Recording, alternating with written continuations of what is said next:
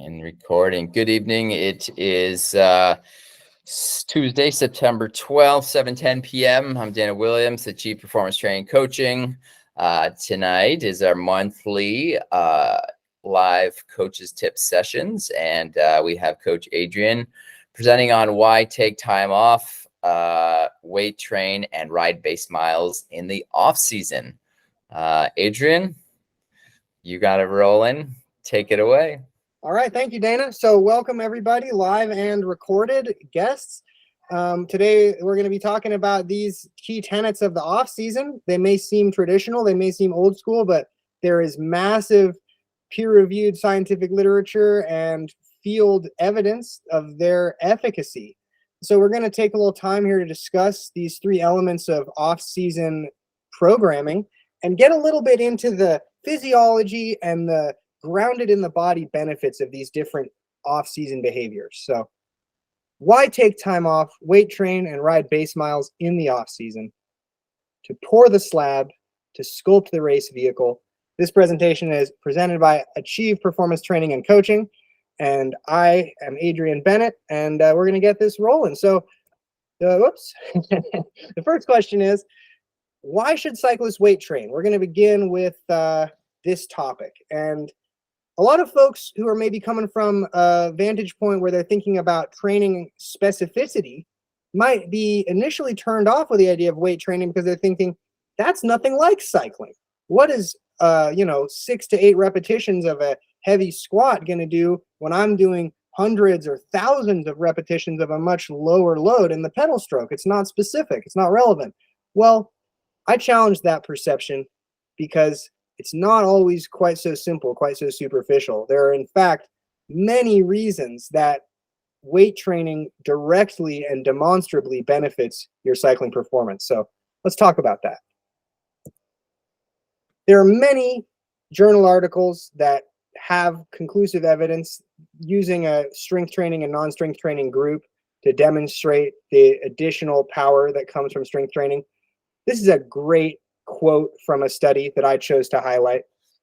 It's straight up simple. Heavy strength training leads to improved cycling performance in elite cyclists, as evidenced by a superior effect size of endurance and strength training versus just endurance training. And in plain English, they were able to see benefits at 30-second all-out efforts, all-out sprinting efforts, and a 40-minute time trial from the strength training. So what's going on here? Why would that be? Quite a few reasons. Here we have Mr. Arnold Schwarzenegger, who was purely focused on strength training to sculpt the body as an aesthetic form, whereas our goal is to cause specific adaptations and specific prime movers that are relevant to cycling. These are some excerpts from Tudor Bompa, who is a great sports scientist, most known for his work on periodization, the idea that at different periods of time in the year, you should focus almost exclusively on a specific aspect of training, which can cause a greater adaptation and a higher performance level once you put all those pieces together, as opposed to focusing on, every system simultaneously. And so here Bompa's talking about the actual, in the muscle, visible physiological changes that take place. And I think anyone who's thinking about the biomechanics of cycling is going to be able to appreciate why these adaptive responses to weight training are highly relevant to cycling. So here's what Bompa says. Following a strength training program, a muscle enlarges itself or hypertrophies as a result of the following factors. So 1, the number of myofibrils, which are the slender threads of a muscle fiber, per muscle fiber increases. So every individual muscle fiber is made of these smaller subassemblies called myofibrils, and those are increasing as this strength training is experienced and adapted to. So the individual fibers are growing more robust. In short, they're becoming capable of doing more mechanical work. Again, capillary density per muscle fiber increases. So what is capillaries? What are capillaries? Capillaries are the final terminus of your oxygenated blood delivery circuit. So by increasing capillary density per muscle fiber, we're effectively increasing that muscle fiber's ability to receive oxygenated blood. And those of you familiar with the biomechanics appreciate that oxygenated blood being delivered to tissue is one of the key ingredients for that tissue doing some work. The amount of protein in the muscle increases, and the total number of muscle fibers increases. So not only are they growing more dense with myofibrils, but the actual population of the muscle fibers in the stressed area is also increasing. Again, making that muscle capable of a larger amount of mechanical work. So this is a little dense, but I wanted to really ground this in the body to get specific about what's happening when we weight train. I'm going to hold a moment. If this brings up any questions or comments for anybody, I'll take a pause here if anyone wants to chime in. Okay, moving right along. So we've talked about the physiological changes that are happening in the muscle tissue that are going to help you with your cycling performance as a result of weight training. Now, this is a key idea. Not only are we seeing adaptation at the muscle itself, strength training can forge new neuromuscular pathways for heightened recruitment of available fibers. This is a complex idea, but I want to break it down so we all really can grasp it. So you've probably heard that, humans only use 10% of our brains, for example. Well, if you think about a muscle, imagine that it's a sort of puppet that's being controlled by your brain. And the motor nerves are the actual circuits going from your brain to the muscle tissue that are saying, hey, start moving in this way. Right now, as I wiggle my fingers, motor nerves in my brain are telling my fingers to do this behavior. And now you may have seen like an infant, doesn't have dexterity. It doesn't have the ability to specifically recruit their body to do certain actions. And for infants, this can be really frustrating. It's developing coordination. And so when you think about what's going on at the neuromuscular level when you're doing heavy weight training, your body is being asked by your brain to do this very concerted effort, lifting this very large payload, something it hasn't experienced before. If you haven't done weight training it before, and even if you have, this is a sort of ongoing sculpting and maintenance process of these motor neurons. So the really important takeaway here is that there's actually a major neuromuscular element of why we're doing this strength training on the bike. It's not just about making the muscles themselves more fiber dense, myofibril dense, and able to receive oxygenated blood. It's also about programming these circuits so that we can maximally recruit the available strength, right? It's almost like if these motor neurons aren't firing at maximum capacity, you might have muscular strength available, you cannot recruit. And this is part of why we're going to see a cyclist riding with higher power after a weight training regimen, because these motor neurons have been tuned and optimized to maximally recruit the available strength of the muscle. This is a key takeaway here. Again, just in closing, so when you're thinking about strength training, you're sculpting the muscle tissue itself, but you're also sculpting new neuromuscular pathways that allow you to recruit your available fibers more effectively. Okay, these are some of the really high-level important physiological reasons why you might want to pursue a weight training program. You don't have to do it in a traditional weight room environment. This is me using a drive shaft back when I was 23 years old as an impromptu weight training tool. You can drill good form with many household objects, many industrial objects. You can talk to your coach about creative solutions for weight training. After COVID-19, AchievePTC was able to develop a pretty comprehensive at-home strength program. Okay, so we've addressed some of these considerations already, but I'm going to go back over some of these considerations as we close out this section on weight training here. So just like I was talking about in my motor neuron slide, more wiring of motor neurons between your brain and the muscles equals more firing of the muscle tissues. So by forging these new neuromuscular connections, you can use what you have more effectively. And again, you're building muscle density and creating new fibers. There's a statement in automotive high performance that there's no replacement for displacement, meaning a large cubic volume inside an engine's combustion chamber is effective at making power. With our legs, if you want your leg muscles, your prime movers for cycling to be part of a system that's producing a certain amount of power, if you have more tissue available to produce that power, that's just good. Again, and then, we're thinking about not only the ability of these muscles to produce force, but also their ability to withstand injurious forces. So if you figure that not only are these muscles stronger and thus more capable of propulsion, they're stronger and more resistant to fatigue and injury. Again, in that same kind of vein, many of us cyclists, many of us have a history of blunt trauma injury, musculoskeletal issues, might have some form of imbalance in our body that isn't necessarily being treated by cycling. And the weight training can help balance that stuff out.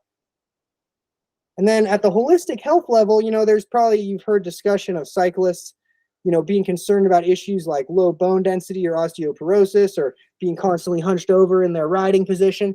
And so at a holistic health level, cycling is not a particularly balanced activity. It's not a particularly well-rounded activity. It's not a particularly three-dimensional activity. And so without the same performance lens, but more just looking at it in terms of holistic health and human welfare over a long period of time, anyone participating in a rigorous cycling program most of the year would benefit from a little bit of weight training, just from a holistic health perspective alone. Okay, this is just a quick little infographic, and you don't need to dig through all the text here. I'm just trying to highlight the biomechanical aspects of what's going on when we propel a bicycle. And the value of strength training here is that you're able to develop more torque from strength training. So if you think about power, what is power? It's force times speed, meaning at the crank, your cadence is your speed, and the amount of Newton meters or foot pounds of shear force you're exerting against the crank is the torque. And that's a component of making power. And so there's nothing like strength training to refine your ability to produce that torque. And I'm going to just read this here under the torque fellow there with his barbells. Torque is the expression of a rotational or twisting force. In vehicles, the engines rotate around an axis, thus creating torque. In bicycles, the athlete's foot pushes on a crank arm, creating torque. Torque can be viewed as the strength of a vehicle. It's the force that rockets a sports car from 0 to 60 in seconds and pushes you back in the seat. It's also what powers big trucks hauling heavy loads into motion, or a track sprinter accelerating from a standing start with a big gear.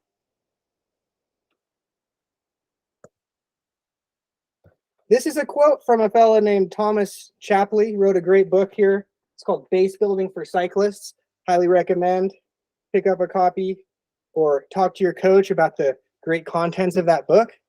And, this is just his anecdotal evidence from the field, but this is what we're seeing too. I've seen significant improvements in power output after cyclists complete a strength training program during their base training. We just have a lot of evidence of this out there. Okay. Think of it like the roots of a tree, right? You have this robust root structure going out in all directions, strong in many dimensions. This tree is going to be able to withstand a lot more erosion, a lot more environmental forces, a lot more wind loading, and all that kind of stuff because of this robust root structure. We could see our base volume on the bike and our strength training regimen as developing our root structure or pouring the concrete slab underneath our skyscraper. So before I change gears here to the next section of the presentation, I want to just hold the floor again for a moment if anyone has any questions or comments at this time. Okay. Thanks. Miguel? Yeah. Go ahead. How long do you need to do strength training during the off season, and how many times during the season? So if I hear you correctly, the question is kind of how long should a strength training period last overall in a off season, and then also how many sessions per week might you want to do? Is that correct? Yeah. Yeah, I mean, it's going to depend on the athlete. So an athlete that has a lot of history with strength training and is really familiar with the motions and has good technique and is not going to be prone to injury from that might be able to do a slightly condensed program because in the Achieve strength training sequence, we dedicate a little bit of time to making sure you have good form, that you're comfortable with the motions, and that your technique is really, really dialed before we get you into these key power, hypertrophy, and strength phases. I would say that it's worth budgeting, 10 to 12 weeks for a kind of strength and base miles focus, but that it can be done in, 6 to 8 weeks if you're crunched or you have multiple disciplines you're trying to fit in the year. But the more time on this, really, the better. And I encourage athletes to work with their coaches and coaches to work with their athletes so that, you can see your events coming from a really long ways out and then reverse engineer the annual training plan based on when you need to be at a certain point next in the future. And that way, you know how much time you have to spend on this kind of activity. Is that helpful, Miguel? And then, and for the frequency, 2 or 3 times a week. It depends on the sort of phase you're in the program and what sort of payloads you're moving around. But you could certainly get a lot of value out of a twice a week session in the gym. Good, thank you. Can you hear me? Can you hear me? Yep. Anything to add? Yeah, just the the program that we've kind of developed, just to add context. I'm not sure if you have done it, Miguel. Jackson has done it and had some good rewards. There's like a functional movement phase, which is like 3 weeks, and that's just getting the muscles and ligaments and some some muscles that don't really fire a lot on the bike going. Then there's there's a prep, the hypertrophy. It's like 4, that's like 8 weeks, and kind of works through the phases. And we have coached athletes where they like the hypertrophy. It was like a 2-week phase, and we did it again, or the strength kind of doubled those up. But it's a balance of how much detraining happens on the bike and how intense those. You can go really intense on the gym stuff and detrain on the bike, and it's that trade-off. I'd say it's a long-term approach and then you can also do some maintenance during the season, and I'd say that's 1-2 workouts a week. Again, it all depends on each athlete, so that adds a little bit more context. Super helpful. Thanks, Dana. Thank you. Okay. So we'll continue the presentation here and move on to the base miles part of the discussion. So base miles, why do we do this? It's not just tradition. Here we have Eddie Merckx and Roger de Vlamingh, probably not going as easy as we should be going on a base ride. Now, base volume is so often scorned, yet so misunderstood. I have 3 quotes here that do not represent the Achieve ethos. They are things you might hear from riding companions or people in the bike shop or out on the town. That, it's not 1973 anymore. Riding slow is boring. There's no better way to raise threshold than ride at threshold all the time. And here we have Laurent Fignon, rest in peace, thinking to himself, I'm not so sure about this. Surely there must be some benefit from riding long, steady distance in the early season. Fear not, we're going to discuss those benefits now. So, benefits and considerations of riding low intensity volume. And for those of you who maybe are just getting used to some of these terms, base is the preferred nomenclature from our inside software to describe what has in common parlance been called zone 2 in cycling and endurance sports. It is below the first ventilatory threshold. It's the type of intensity you could sustain for a very long period uninterrupted, and you should be able to maintain a casual ongoing conversation while riding this intensity, just as a ballpark to describe this in terms of rate of perceived exertion to folks who maybe haven't experienced heart rate and power-based training. So the aerobic system, which is what we're spending time sculpting in base rides, is the foundation of all cycling success. It is the bedrock on which all higher intensity rests, and it is the foundation upon which anything more intense must come after. And so, we're thinking about aerobic. What does that mean? It's basically oxygen is available, and oxygen is part of the cellular respiration going on and powering the work. And so there's all sorts of ways that just spending this long amount of time in the base zone is going to sculpt and make the aerobic system more efficient. And then thinking about the sort of cost benefit analysis of different training approaches in a holistic human lens, many of the same physiological adaptive stresses are being applied at the base intensity that are going to be applied at higher intensities as well.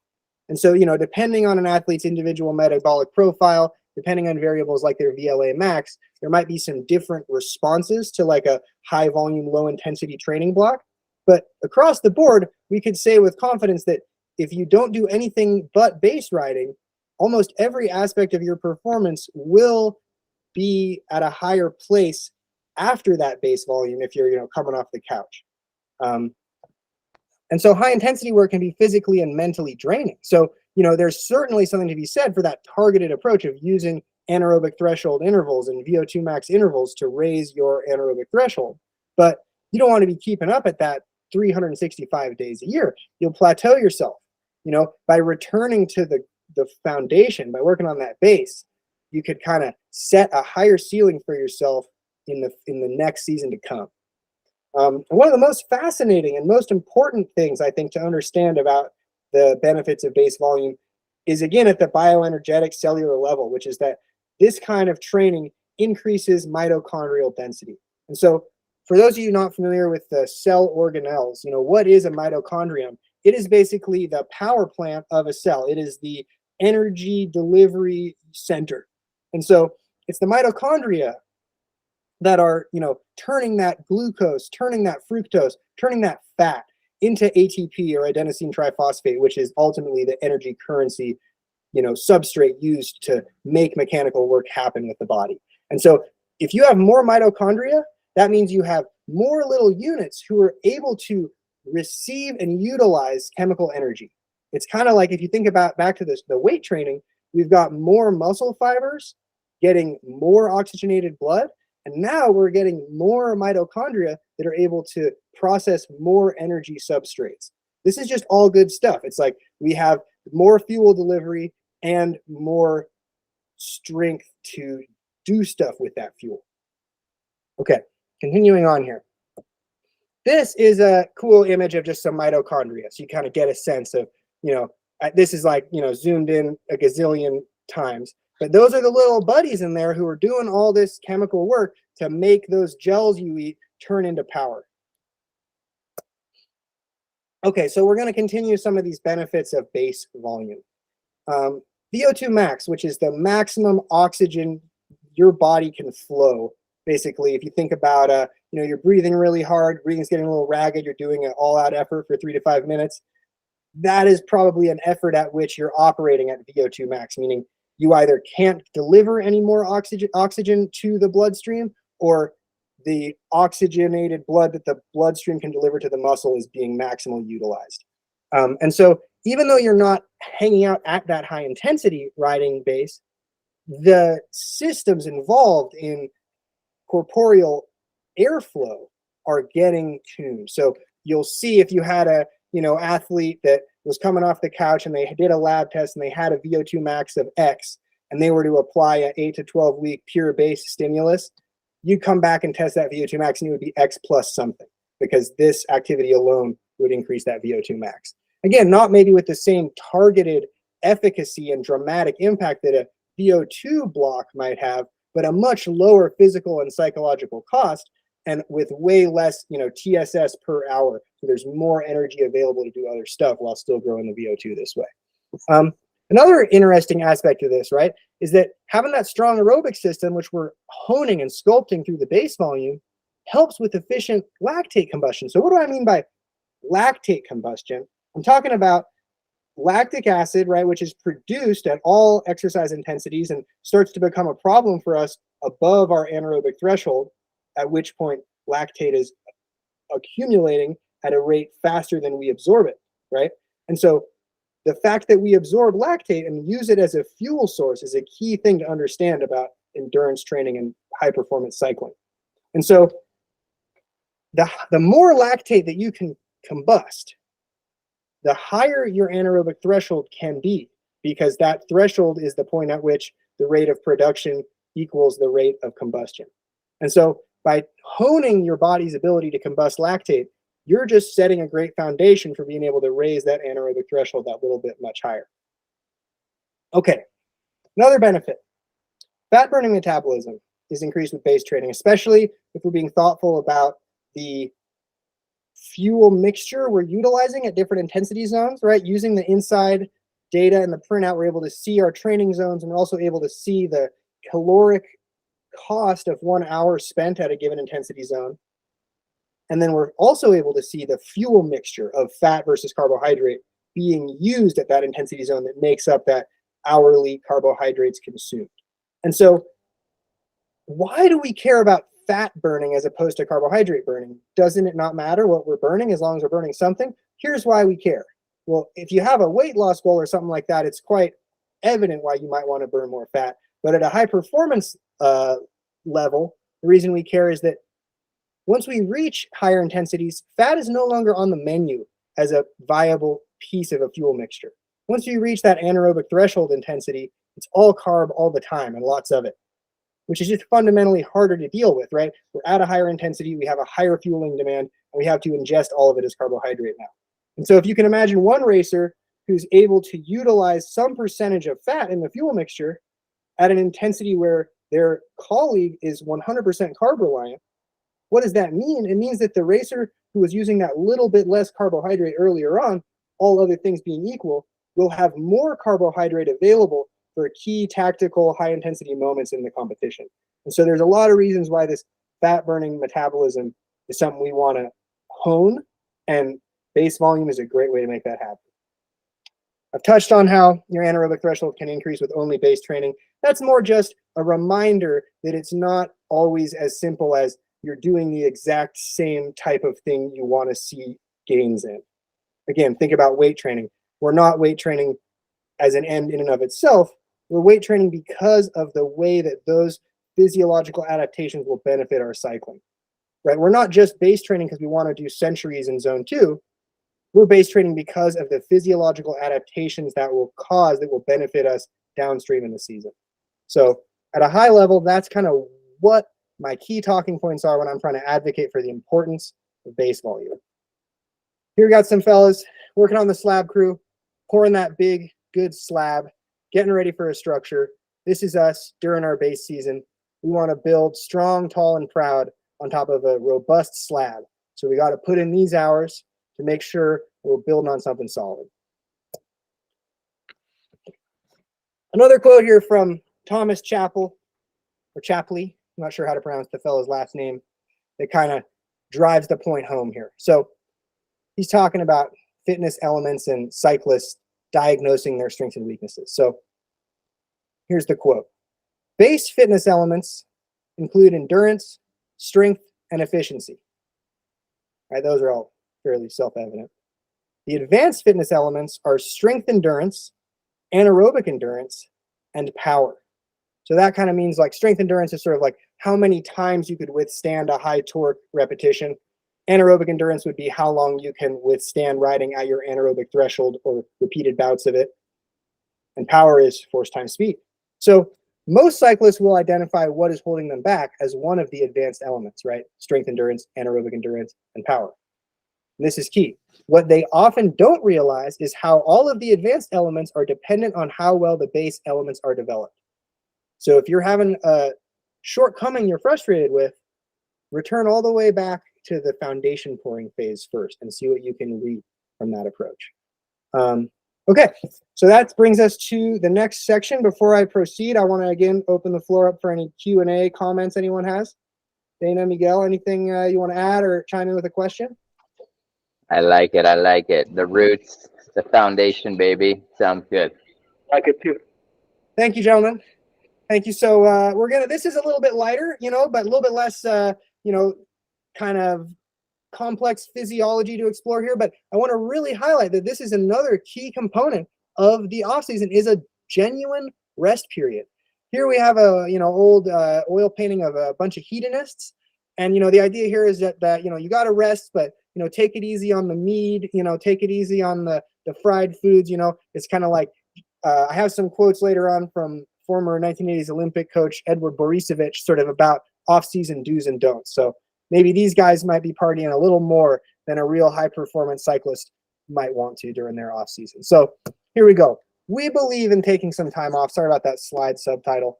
So if you're training less than 10 hours per week, a break from training with some structured riding or cross training can be the right approach. If you're not really overloaded from the cycling you're doing, we don't need you to just go cold turkey on the bike for 2 weeks. But if you're riding 10 or 15 hours per week, year round, taking a couple of weeks off the bike per year is a wise choice to really reset, really handle any cumulative fatigue, any psychological fatigue, balance your life, take care of those administrative affairs that you haven't had time to manage in the busy racing season, right? It's just about finding balance. We want to support our clients to have a cycling process, whether they're serious racers or just casual adventure cyclists. We want to support you to have a process that's sustainable year after year after year. And having those couple easy weeks every year is a really important part of that sustainability, in a multi-year time span. And so, stay active, right? Just not as high volume, strenuous, or cycling specific. So here we've got Coach Eddie B, rest in peace, passed away in the first wave of COVID. And this is from his book, Bicycle Road Racing Training Competition. It's a little silly, a little busy of a slide. These are just some quotes from his discussion of the rest period that I thought really encapsulate, my coaching philosophy as well when it comes to how to approach cycling off season. So I'm just going to run through here and read some of these quotes from Eddie B, because I think they're pretty much just as good today as they were back in the 80s. So he opens with, what do I mean by rest period? Lie down, drink beer, and smoke? No. The athlete's life is different, right? So we're still going for holistic health, some level of activity. It's not just time to hang it all up and, you're still want to nourish your sacred organism. This same body is the body that's going to propel you to success next season, right? And, again, visit your doctor, get yourself checked up. You're doing serious endurance sports. You want to make sure your heart's healthy. You want to make sure your blood, is being checked. You want to make sure you have a good balance of nutrients in your body, and seeing your physician, is extra important if you're doing a lot of high intensity sports. Use your mountain bike to get away from the routes you've trained on all season, right? It doesn't have to be a mountain bike, but the idea here is that, diversify your activities a little bit. If you've been rigorous on the road bike 10 months, and you want to still ride a little bit, maybe do something a little different or enjoy some other sports in the autumn.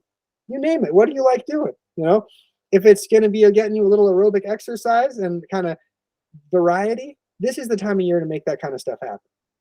And again, he says, if you want to stay in bed, forget it. That's not the right way. Obviously, after a long, hard racing season, we might need to lay in bed for a couple of days. But, spending the entire off season in a totally sedentary capacity is going to probably not be the best approach. This is my favorite quote. I don't mind if you go disco dancing, but not in places where the windows are all shut and the air is filled with smoke. So not sure how many, venues are allowing people to smoke cigarettes indoors, and not sure how many Achieve clients are avid disco dancers here. But the point of this quote is that, think about your lifestyle choices and make sure you're still making the kind of choices that an athlete makes. And again, this is an important one, right? You are resting. You are getting ready for something big. This is the time when you replenish and store up energy to get ready for that big season to come. So little words of wisdom on the off season from Eddie B there. Time off the bike is a key to keeping the process sustainable and fun. That's a tenet of my coaching philosophy. It's simple as that. Time off the bike is a key to keeping the process sustainable and fun. If your process is feeling stale, if you're kind of concerned about some burnout, talk to your coach about that. It could be a time for a little bit of a reset, reimagining, re-envisioning. And again, we want to avoid the plateaus and downfalls that come from doing too much all the time. So I have just some kind of side effects of year-round volume and intensity may include deep fatigue, nagging injury, imbalance in personal life, overtraining, burnout et al. We've seen all this stuff as coaches enough. We want to really support you to find a balance that helps you avoid these kinds of situations. And that's, again, part of this idea that a little time off every year is worth it. I made up this little acronym here. We got Allison Jackson this spring winning Paris-Roubaix Femme, and that was a pretty legendary result from an underdog who believed in herself, and I'm sure she was staying sharp. And what do I mean with this acronym, SHARP? Well, it's thinking about these kind of foundational tenets of a year-long approach to high performance cycling, right? Strength, holistic health, aerobic base, and then rides with the purpose and a plan for the season. So just kind of came up with that little silly acronym. Maybe that's helpful for some folks. Your coach is ready to support you by developing an off-season plan. It's true. We love this stuff. And here is a great redwood tree. This is an old growth up in the Sonoma coast on some private property. I think it's considered the largest known old growth redwood south of the Mendocino County line. So think of the root structure this thing has. You know, this is a real the kind of tree that we want to channel in our process, thinking about year after year of successful, sustainable process with deep roots and a strong foundation. And so with that, I conclude my presentation. Thanks again for your attention, all live and recorded viewers. Thank you, Adrian. All right, let me get to 1 second here. Ba-dum-bum-bum. See, we got the video coming back. There we go. Thank you, Adrian. Yeah. Just on that last point, you know, the idea of something I want to mention is, I think as endurance athletes, you talk about, you know, getting those long miles, and, you know, we are humans, creatures of habits, and sometimes I think, you know, you can get into these things and you're used to 15 hours a week, and your body's like, you know, and your body's used to it, and it's just, you're dealing it in some those again, just being perceptive of that off time also allows you possibly to, you know, to work on, do a few other activities you mentioned that, you know, work some other muscle patterns. And that also like, you know, a lot of endurance athletes probably like, oh, I don't need a rest period. I'm doing fine, you know, but realizing, like, you know, a week, 2 weeks off, you know, the body is great at remembering, and you know, that fitness will come back. I think there's a fear of, oh gosh, I'm gonna lose fitness and it's gonna take me so long, and yeah, it'll take you long, but the idea is that you're building another solid foundation, and you're gonna come back stronger than you were. Yeah, so that's all I thought I had. Thanks, Dana. That's a great addition. All right, Miguel, that a boy. Thank you. Victory's building that base, folks. Building those mitochondria. Solid tree. That a boy. All right, very good. Well, if that's it, then thanks all. And if you watch this after, thanks for watching. Feel free to shoot us an email, any questions, your coach. We appreciate your support, and we look forward to seeing you. I think we're going to have a year-end ride. We're talking kind of mid-end of October on a Sunday, so we'll shoot that out. We were talking about it today, so stay tuned. And yeah, thanks again. And Adrian, thank you very much. That was excellent, and we'll catch you next month.